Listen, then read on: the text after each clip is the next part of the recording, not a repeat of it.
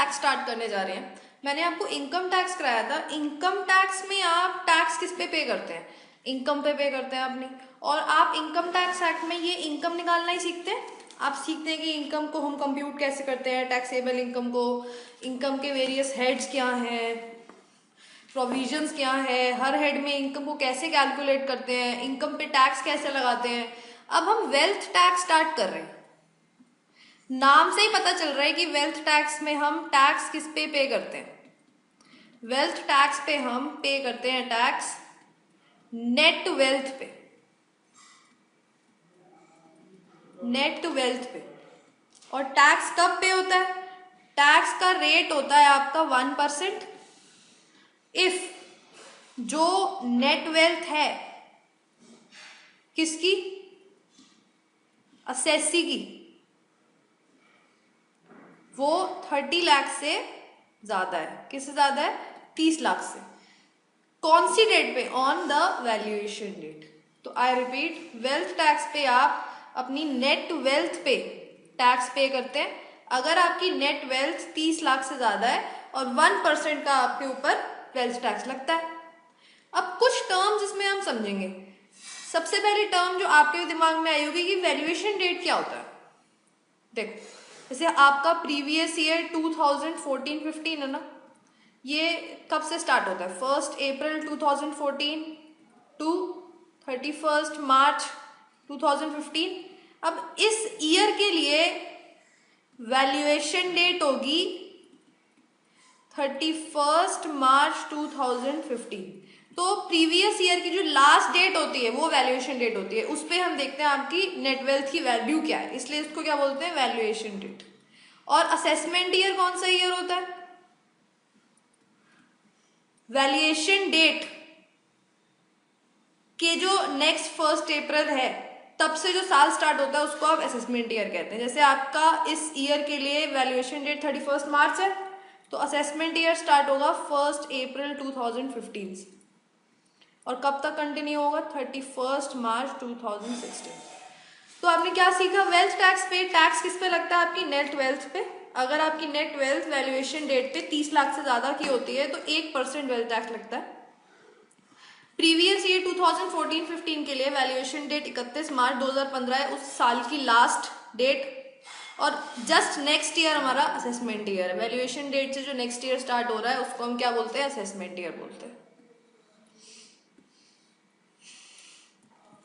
अब हम कुछ डेफिनेशंस पढ़ेंगे। क्या पढ़ेंगे? डेफिनेशंस पढ़ेंगे। इसमें असेसी की सेम डेफिनेशन है जो इनकम टैक्स एक्ट में है। जिसकी वेल्थ असेस हो रही होती है उसको हम असेसी बोलते हैं। सेक्शन 2 आपकी डेफिनेशंस देता है। डेफिनेशंस आपको सेक्शन 2 में दे रखी हैं। सबसे पहले आप डेफिनेशन करेंगे एसेट्स की। किसकी? एसेट्स की। वेल्थ टैक्स में एसेट्स की, आपकी वेल्थ में एसेट्स आते हैं और इन एसेट्स को हम कैसे डिफाइन करते हैं, क्या क्या आता है इन एसेट्स में, हम ये देखेंगे। सबसे पहले तो अब जो मैं एसेट्स आपको लिखने जा रही हूँ, जो पॉइंट्स लिखने जा रही हूँ, उनको हम एसेट्स बोलते हैं। तो एसेट्स मीन्स, सबसे पहली चीज, एनी बिल्डिंग और land appurtenant thereto, whether used for residential purposes or for purpose of maintaining a guest house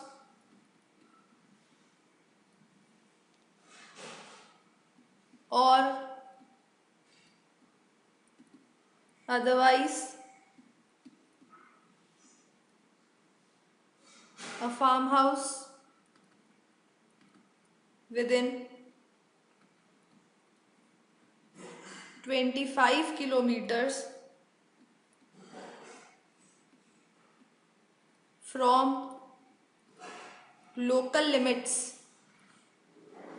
of any municipality or cantonment board.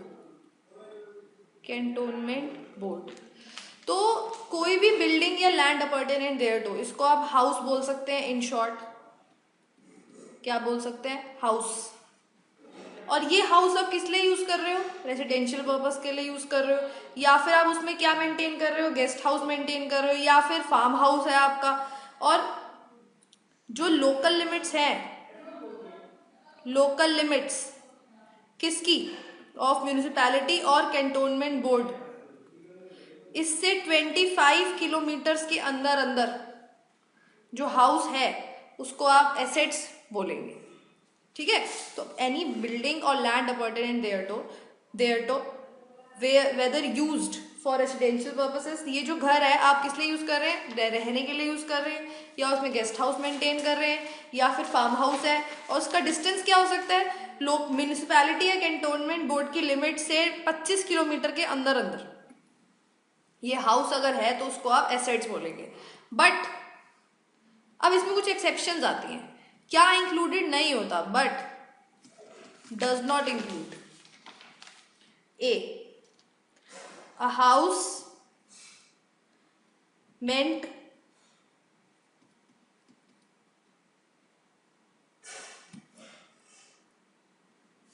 इसमें एक और चीज लिख लेंगे, रेसिडेंशियल पर्पसेस और commercial purposes.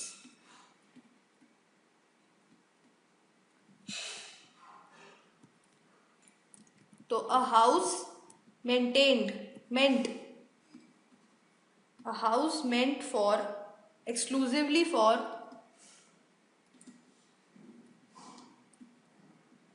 residential purposes and which is allotted by a company to an employee or an officer or a director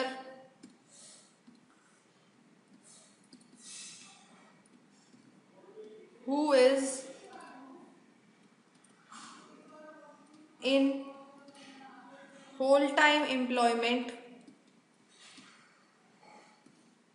having a gross annual salary less than 10 lakhs rupees 10 lakhs। तो अगर ध्यान से देखा जाए तो इसमें एक पॉइंट में ही 4 कंडीशंस है। सबसे पहले तो ये जो हाउस है अगर रेसिडेंशियल पर्पस के लिए एक्सक्लूसिवली आपने रखा हुआ है। फिर सेकंड पॉइंट कि आपको ये किसने अलॉट किया है? आपकी कंपनी ने अलॉट किया है। फिर थर्ड कंडीशन कि आप कौन हो सकते हैं? आप एम्प्लॉय हैं उस कंपनी के, ऑफिसर हैं या डायरेक्टर हैं। फिर फोर्थ पॉइंट कि आप होल टाइम एम्प्लॉयमेंट में है, पार्ट टाइम एम्प्लॉयमेंट नहीं है। और फिफ्थ कंडीशन कि आपकी जो ग्रॉस एनुअल सैलरी है वो 10 लाख से कम है। तो ये आपका ए पॉइंट है कि अगर आप रेसिडेंशियल पर्पस के लिए एक हाउस आपने रखा हुआ है उसमें रहने के लिए, और आप कौन है? आप एम्प्लॉय हैं, ऑफिसर है, डायरेक्टर हैं, आपको वो जो हाउस है आपकी कंपनी ने अलॉट किया है और आप होल टाइम एम्प्लॉयमेंट में है उस कंपनी के, और आपकी जो एनुअल सैलरी है वो 10 लाख से कम है, तो इस हाउस को आप अपनी वेल्थ में इंक्लूड नहीं, एसेट्स में इंक्लूड नहीं करेंगे। किस में इंक्लूड नहीं करेंगे? एसेट्स में इंक्लूड नहीं करेंगे। फिर एनी हाउस फॉर रेसिडेंशियल और commercial purposes which forms part of stock in trade. तो एक घर है जो आपने, कोई भी घर जो आपने रखा हुआ है, चाहे वो रेजिडेंशियल पर्पस के लिए हो चाहे वो कमर्शियल पर्पस के लिए हो, मगर आप उसको बेचने का काम करते हैं। Basically as stock in trade का मतलब होता है कि वो आप बेचेंगे। स्टॉक इन ट्रेड क्या होता है? फॉर एग्जाम्पल मैं शूज सेल करने का कोई बिजनेस कर रहा है, तो जो शूज है वो उसका स्टॉक इन ट्रेड है, उसमें भी वो उसमें डील करता है, उसको बेचने खरीदने का काम करता है, तो इसलिए वो शूज उसके स्टॉक इन ट्रेड है। वैसे ही अगर ये हाउस जो आपने रेजिडेंशियल पर्पस या कमर्शियल पर्पस के लिए मेंट है, अगर ये ठीक है रेजिडेंशियल पर्पस के लिए मेंट है, मगर ये आप as a stock in trade अपने पास रख रहे हैं, तो इसको आप एसेट्स की डेफिनेशन में इंक्लूड नहीं कर सकते, चाहे फिर वो रेजिडेंशियल पर्पस के लिए मेंट हो चाहे फिर वो कमर्शियल पर्पस के लिए मेंट हो। Any house which the assessee may occupy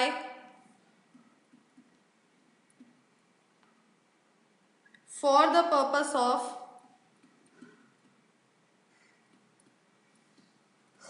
any business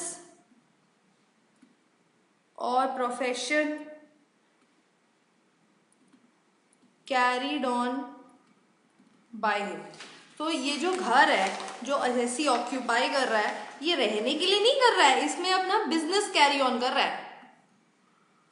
ये रह नहीं रहा है इस घर में रेसिडेंशियल पर्पस के लिए, अपने रहने के लिए घर नहीं रखा हुआ है इसने, ये इसमें बिजनेस कर रहा है, तो इस घर को आप एसेट्स की डेफिनेशन में इंक्लूड नहीं करेंगे। Next, any residential property that has been let out for a minimum of 300 days in the previous year। तो आपने अपने प्रीवियस ईयर में एक रेसिडेंशियल प्रॉपर्टी है आपकी, जिसको आप कम से कम 300 दिन के लिए आपने उसको लेट आउट किया हो, कम से कम 300 दिन, 300 दिन से कम नहीं, एटलीस्ट 300 डेज अगर आपने उसको लेट आउट किया है, यानी कि 300 दिन या उससे ज्यादा, तो वो जो रेसिडेंशियल हाउस है आपके एसेट्स की डेफिनेशन में नहीं आएगा। आप चिंता मत करिए, आपको याद हो जाएगा, मैं फिर से रिवाइज कराऊंगी आपको। Any property in the nature of commercial establishments और कॉम्प्लेक्सेस। तो कोई भी ऐसी प्रॉपर्टी जिसको आपने मेंटेन किया हुआ है कमर्शियल पर्पस के लिए या कोई कॉम्प्लेक्स कमर्शियल के लिए, कमर्शियल पर्पस के लिए उसको आप मेंटेन कर रहे हैं प्रॉपर्टी को, तो वो भी आपकी एसेट की डेफिनेशन में नहीं आएगा। फिर से पढ़ा जाए तो सबसे पहले हम हाउस की बात कर रहे हैं। ये कहते हैं कि कोई भी हाउस जो आप रेसिडेंशियल पर्पस के लिए मेंटेन कर रहे हो, चाहे कमर्शियल पर्पस के लिए मेंटेन कर रहे हो, चाहे फार्म हाउस हो, और लोकल लिमिट से 25 किलोमीटर के अंदर अंदर लाई करता है, तो वो एसेट की डेफिनेशन में आएगा। मगर अगर कोई आप डायरेक्टर हैं, ऑफिसर है, एम्प्लॉई हैं, आपकी 10 लाख के से कम सैलरी है और आपका कंपनी आपको एक रेसिडेंशियल हाउस अलॉट कर रही है जो आप रहने के लिए ही यूज करते हैं, वो एक्सक्लूसिवली फॉर रेसिडेंशियल पर्पस है, तो वो आपके एसेट की डेफिनेशन में नहीं आएगा। फिर आपके पास कोई हाउस तो है जो रेसिडेंशियल या कमर्शियल पर्पस के लिए है, मगर वो आप as stock and trade use कर रहे हैं, तो वो भी आपकी एसेट की डेफिनेशन में नहीं आएगा। फिर एक घर है जिसमें आप अपना बिजनेस कैरी ऑन कर रहे हैं, वो भी एसेट की डेफिनेशन में नहीं आएगा।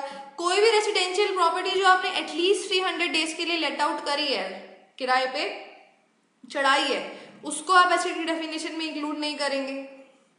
फिर कोई भी प्रॉपर्टी जो जिसको आप कमर्शियल एस्टैब्लिशमेंट या कॉम्प्लेक्स कह सकें, एक ऐसी प्रॉपर्टी को भी आप एसेट की डेफिनेशन में इंक्लूड नहीं करेंगे। अब आप लिख सकते हैं, पहले ये यहां से लिखना शुरू करेंगे, फिर हम आगे चलते हैं। 2 मिनट लगाइए, एसेट की डेफिनेशन पढ़िए, अभी तक जो मैंने फर्स्ट पॉइंट कराया आपको एसेट की डेफिनेशन में वो करिए, उसके बाद फिर हम आगे चलेंगे।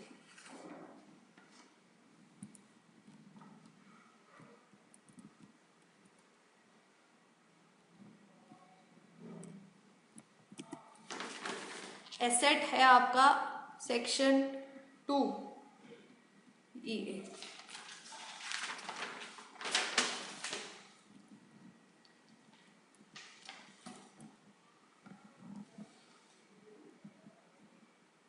नेक्स्ट पॉइंट आता है इसमें मोटर कार्स के बारे में। अगर उससे पहले मैं चाहती हूँ कि आप एक बार एसिड की डेफिनेशन पढ़ लें, फिर हम आगे मोटर कार्स पे बढ़ेंगे।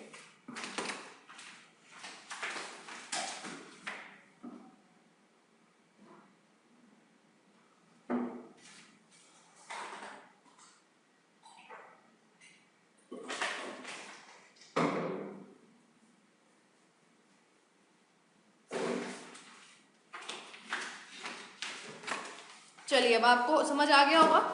अब हम आगे बढ़ते हैं। सेकंड पॉइंट आता है आपका मोटर कार्स। अब घर, तो हमने घर के बारे में तो चलो पढ़ लिया, कौन सा घर एसेट में इंक्लूड होगा और कौन सा इंक्लूड नहीं होगा। अब हम आगे चलते हैं मोटर कार्स के बारे में। ऑल मोटर कार्स, या ऐसे बोलेगी all types of motor cars, all types of motor cars, whether Indian और फॉरेन, वेदर इंडियन और foreign, are treated as assets, will be treated as assets. तो सारी मोटर कार जो है आपकी एसेट्स की डेफिनेशन में इंक्लूड होगी। सावधान, इसमें भी एक्सक्लूजन है। Motor car used by the assessee in business of running them on hire or as stock in trade will be excluded from the term assets। तो या तो आप उस मोटर कार को किराए पे चढ़ाने का बिजनेस करते हैं, या आप मोटर कार बेचने का काम करते हैं, तो ऐसी मोटर कार्स आपकी डेफिनेशन में इंक्लूड नहीं होंगी। जैसे मारुति उद्योग लिमिटेड है, वो मारुति कार्स बनाने का काम करती है ना, बेचने का काम करती है, तो उसके लिए जो मारुति कार्स है वो उसके एसेट में नहीं आएंगे, वो उसके एसेट में नहीं आएंगे। समझ आया? अब सेकंड पॉइंट भी हो गया। फर्स्ट पॉइंट किसका था? हाउस प्रॉपर्टी का। सेकंड पॉइंट किसका था? मोटर कार्स का। अब आ जाते हैं थर्ड पॉइंट। थर्ड पॉइंट आता है आपका ज्वेलरी। ज्वेलरी, इसमें क्या क्या इंक्लूडेड है? इसमें क्या क्या इंक्लूडेड होगा?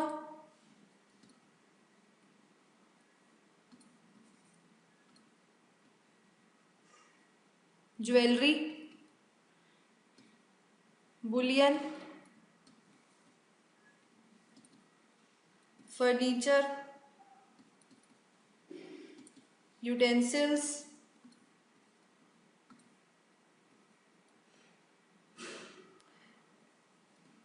any other article made wholly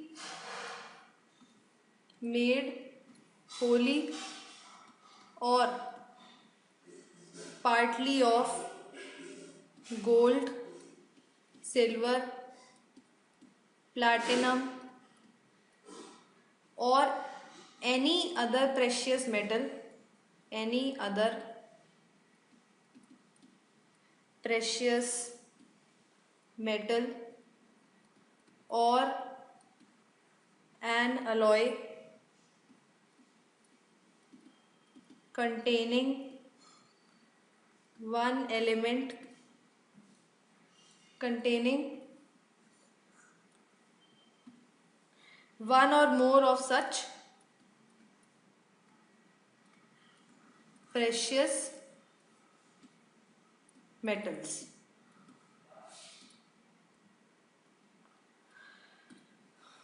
तो ये डेफिनेशन आप पहले भी कर चुके हैं। अगर आपको याद हो तो ज्वेलरी में क्या क्या आएगा?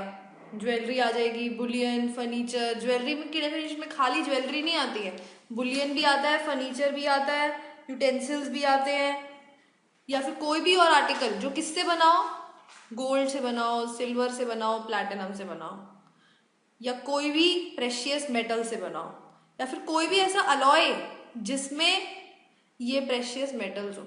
ये सब ज्वेलरी की डेफिनेशन में आते हैं। ये सब किस में आते हैं? ज्वेलरी की डेफिनेशन में, ज्वेलरी की डेफिनेशन में। ठीक है।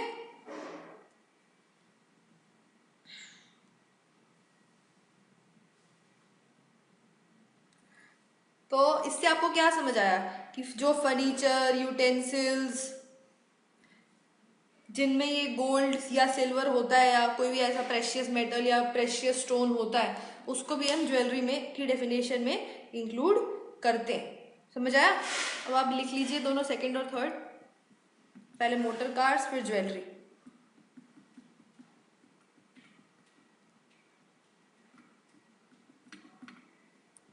उसके बाद हम फोर्थ पॉइंट करेंगे। फोर्थ पॉइंट में, अच्छा इसमें भी आपकी कुछ एक्सक्लूजन है, और एक्सक्लूजन फिर से आपको जानी पहचानी लगेगी। चलिए एक्सक्लूजन पढ़ते हैं। सबसे पहली एक्सक्लूजन, अगर ये as stock in trade use हो रहा है, यानी कि आप ज्वेलरी बेचने का काम करते हैं, तो ये एसेट की डेफिनेशन में नहीं आएगा। दूसरा, gold deposit bonds issued under gold deposit scheme 1999 notified by the central government.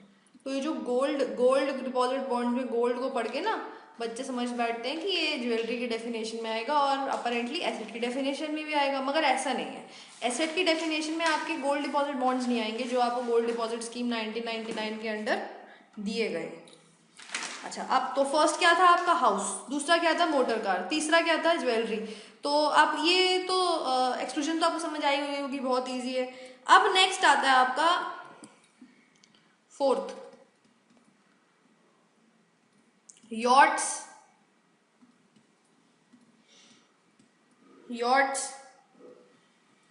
boats and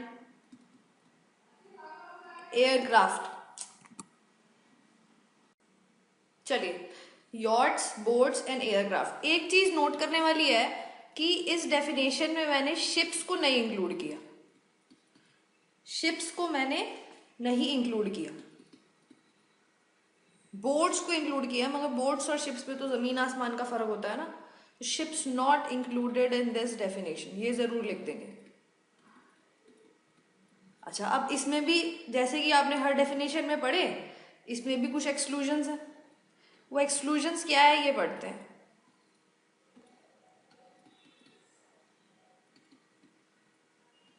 एक ही एक्सक्लूजन है कि अगर आप इनको कमर्शियल पर्पस के लिए यूज कर रहे हैं तो ये डेफिनेशन में इंक्लूड नहीं होगा। तो यूज्ड फॉर कमर्शियल पर्पस, तो ये डेफिनेशन में इंक्लूड नहीं होगा, इसको हम एसेट ट्रीट नहीं करेंगे। समझ आया? समझ आया? कमर्शियल पर्पस को ना हमने डिफाइन नहीं किया, मगर जनरली कमर्शियल पर्पस को हम क्या बोल सकते हैं? या तो आपने इसको किराए पे चढ़ा दिया हो, या फिर एज यूजुअल आप इनको as stock in trade use कर रहे हैं, खरीदने बेचने का काम करते हैं। या तो आप किराए पे चढ़ाने का काम करते हैं या खरीदने बेचने का काम करते हैं। इसका मतलब है या तो आपका business of running on hire है, या फिर आप इसको एज स्टॉक इन ट्रेड रख रहे हैं। ठीक है, ये थी फोर्थ। अब फिफ्थ पे आ जाते हैं। फिफ्थ आता है अर्बन लैंड। अब जब मैं अर्बन लैंड पढ़ाऊंगी ना, आपको जाना पहचाना लगेगा, ये आप पहले भी पढ़ चुके हो, ये आप पहले भी पढ़ चुके हो। इंक्लूजन क्या क्या है अर्बन लैंड में, और ये बहुत इंपॉर्टेंट भी है क्योंकि इसमें चेंज आया है। Land situated in any area which is comprised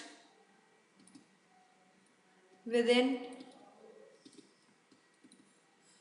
jurisdiction of municipality or cantonment board or cantonment board and which has a population of not less than 10,000। तो ये म्यूनिसिपैलिटी या कंटोनमेंट बोर्ड है जिसकी पॉपुलेशन 10,000 या इससे ज़्यादा है, ठीक है। और इस जुरिस्डिक्शन में जो भी लैंड सिचुएटेड है उसको आप क्या बोलेंगे, अर्बन लैंड। अब इस जुरिस्डिक्शन में जो लैंड सिचुएटेड है उसको तो आप अर्बन लैंड बोलेंगे ही।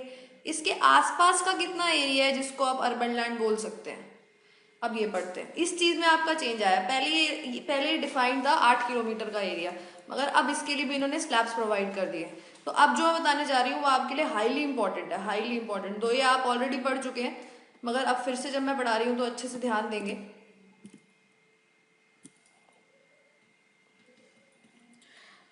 अगर आपकी जो पॉपुलेशन है वो 10,000 से ज्यादा है मगर 1 लाख से कम है, तो 2 किलोमीटर तक का एरिया काउंट करेंगे आप अर्बन लैंड में। उसके बाद अगर आपकी पॉपुलेशन 1 लाख से ज्यादा है मगर 10 लाख से कम है, 10 लाख तक है टू बी प्रिसाइज, तो आप काउंट करेंगे 6 किलोमीटर तक का एरिया। और अगर पॉपुलेशन 10 लाख से ज्यादा है तो आप काउंट करेंगे 8 किलोमीटर तक का एरिया। जैसे कि मैंने आपको बताया पहले ये 8 किलोमीटर्स ही था, मगर अब इन्होंने ये स्लैब्स बता दिए। अब क्या बता दिए, स्लैब्स बता दिए, ठीक है। इसमें भी जैसे कि आपने हर डेफिनेशन में हर पॉइंट में पढ़ा एक्सक्लूजन्स, इसमें भी कुछ एक्सक्लूजन्स है। अब वो एक्सक्लूजन्स पढ़ते हैं क्या है।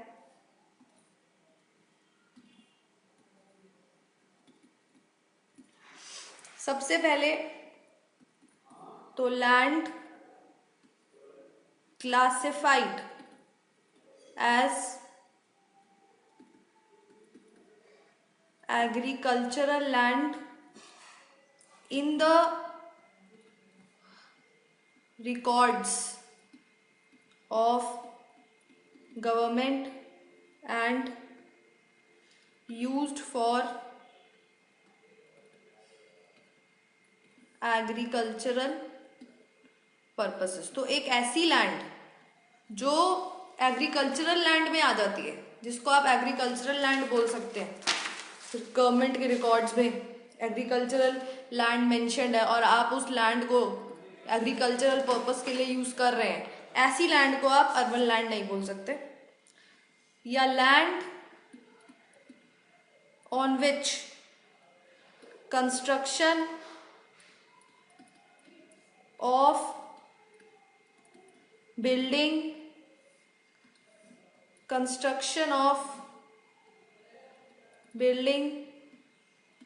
is not possible, is not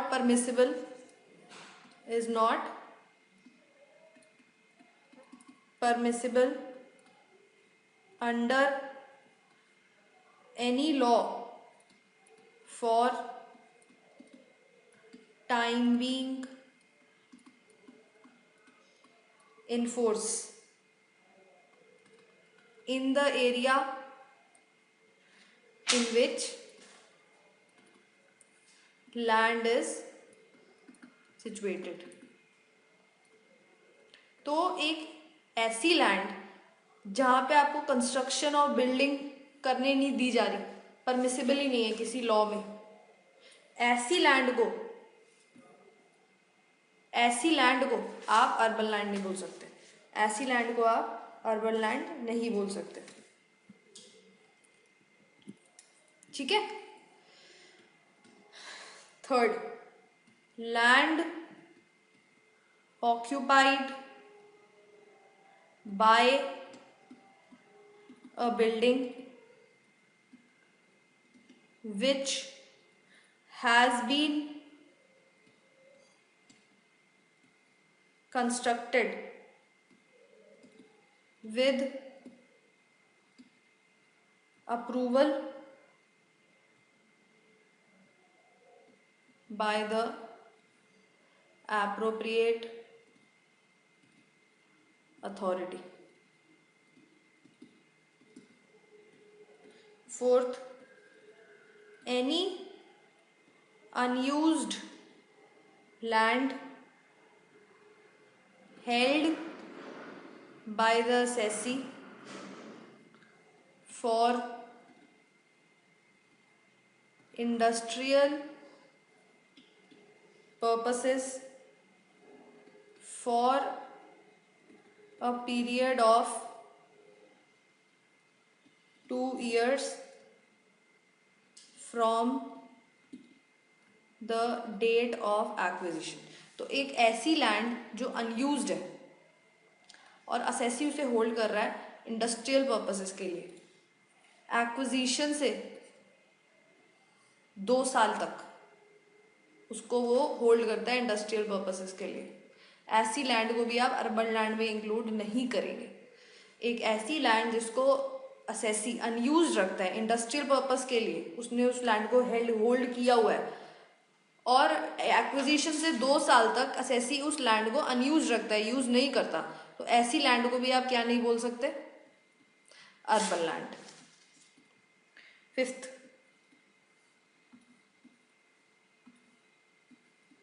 any land held by assessee as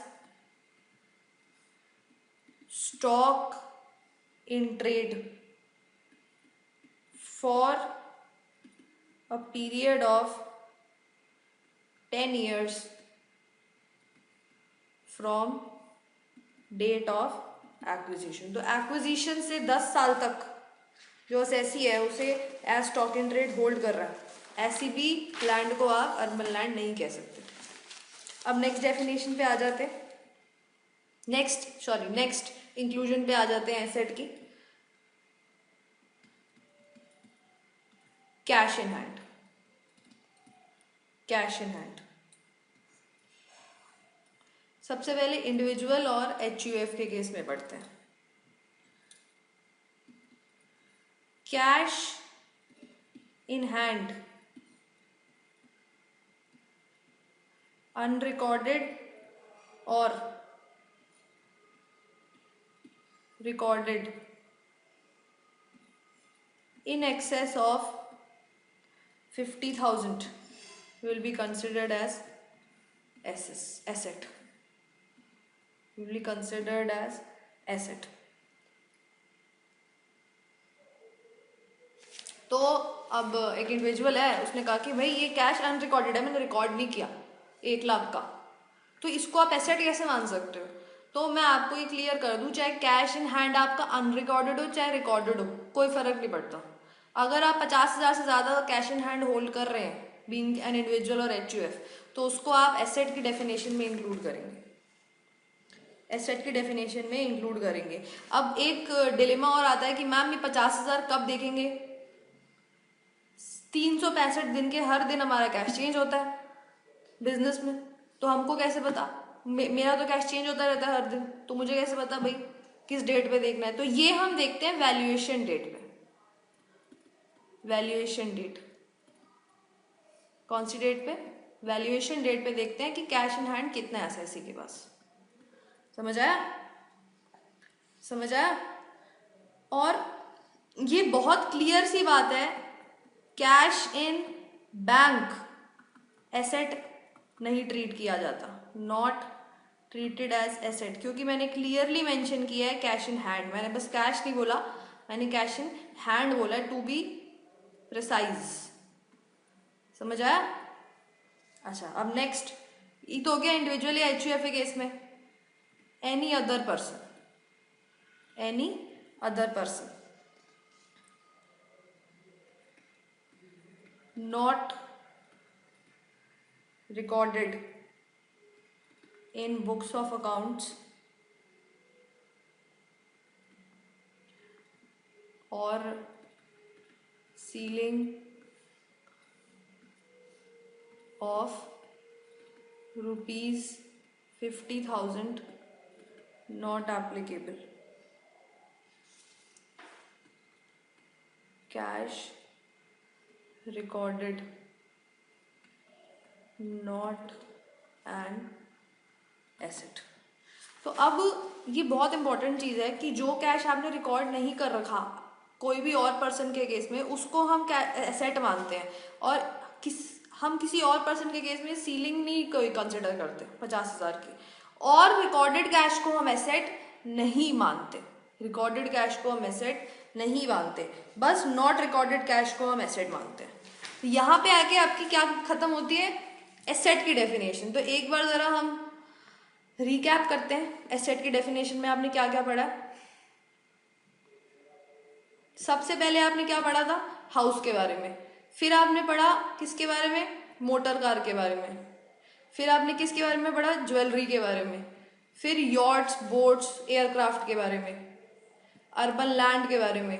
और अर्बन लैंड में मैंने आपको बताया था बहुत इंपॉर्टेंट है, स्लैब रेट्स ऐड हो गए हैं। और लास्ट आपने पढ़ा कैश इन हैंड के बारे में। एसेट्स की डेफिनेशन यहाँ आके खत्म हो जाती है। ठीक है, चलिए आगे चलते हैं। अब हम नेक्स्ट पढ़ेंगे नेट वेल्थ कैसे निकालते हैं। नेट वेल्थ, जैसे कि मैंने आपको बताया था वेल्थ टैक्स जो होता है नेट वेल्थ पे लगता है। तो नेट वेल्थ कैसे निकालते हैं? नेट वेल्थ आपकी में सबसे पहले तो आप एसेट्स लिखते हो और इसमें डीम्ड एसेट्स भी आते हैं। डीम्ड एसेट्स क्या होते हैं वो मैं आपको बताऊंगी। ठीक है, नेट एसेट्स में से आप माइनस करोगे all debts owed by assessee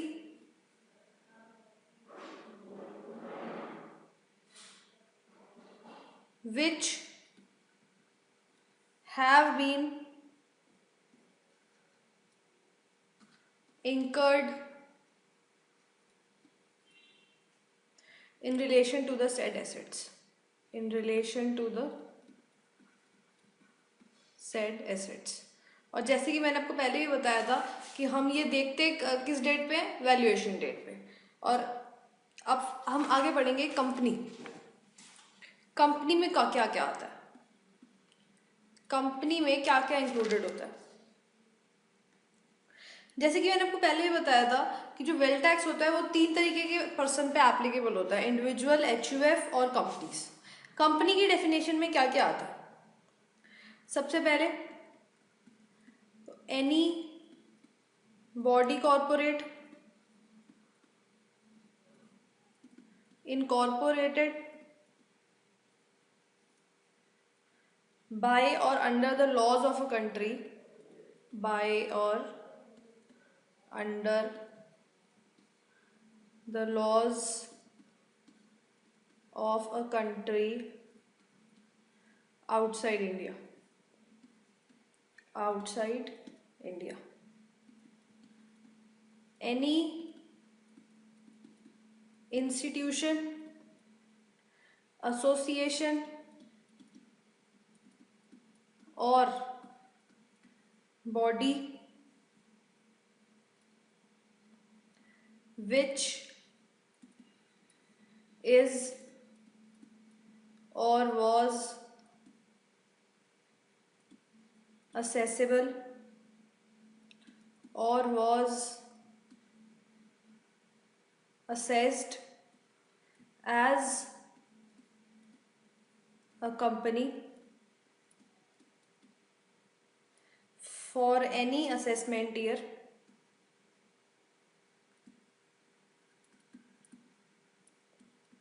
under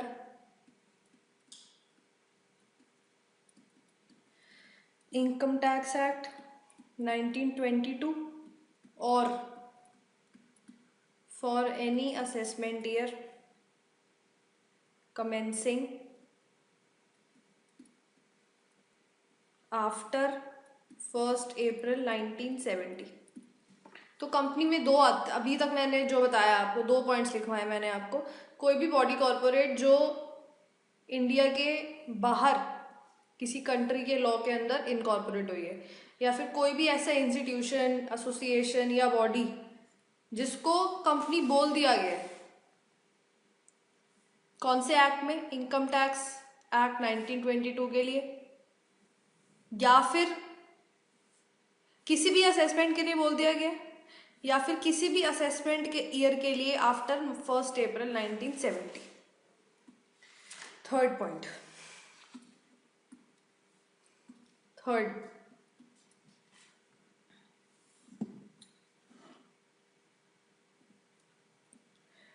कोई भी इंडियन कंपनी, ये तो ऑब्वियस सी बात है, इंडियन कंपनी को तो आप कंपनी के डेफिनेशन में इंक्लूड करेंगे ही। और लास्ट, एनी इंस्टीट्यूशन, एसोसिएशन और body whether incorporated or not, whether Indian or non-Indian,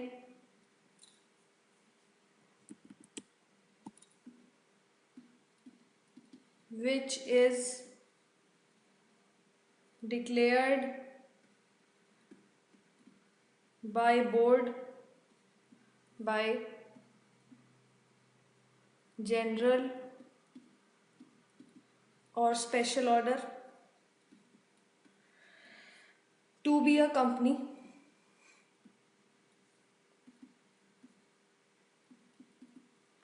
provided that such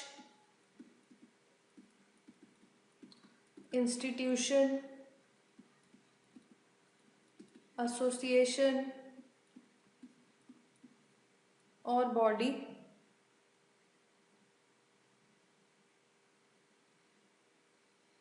shall be deemed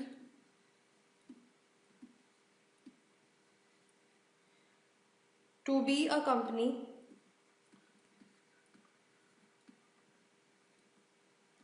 only for such assessment year or assessment years as may be specified in the order।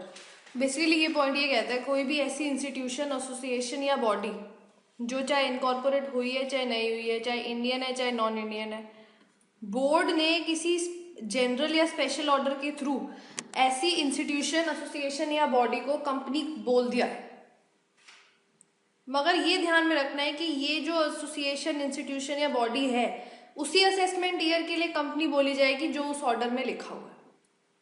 अब आप company की definition लिख सकते हैं।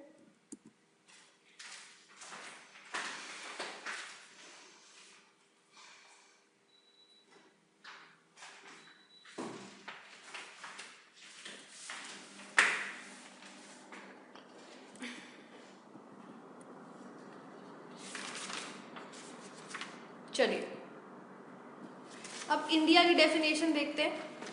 India के definition में कौन कौन आता है चेक देखते हैं। पहले तो सारी इंडिया की टेरिटरी आती है, territory of India, territorial waters,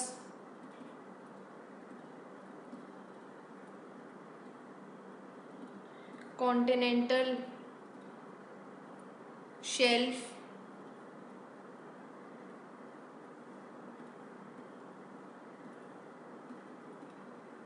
exclusive economic zone,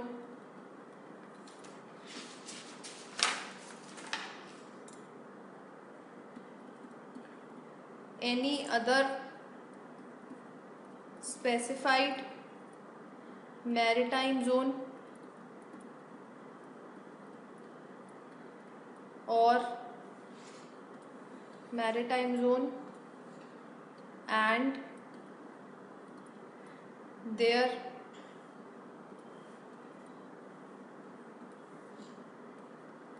and the air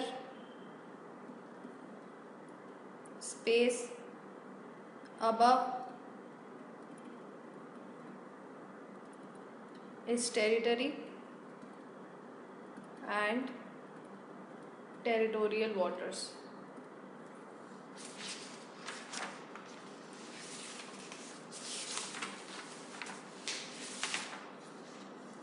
आगे अब हम वो आपको बताया इंडिविजुअल कंपनी और एचयूएफ जो है उन्हीं के ऊपर वेल्थ टैक्स एप्लीकेबल होता है। तो कौन सी ऐसी एंटिटीज होती हैं जिस पे वेल्थ टैक्स एप्लीकेबल नहीं होता? तो entities not liable to tax. सबसे पहले company registered under section 25 of Companies Act 1956, any cooperative society,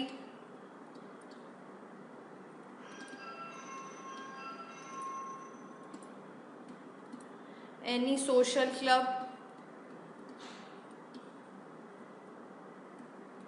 any political party,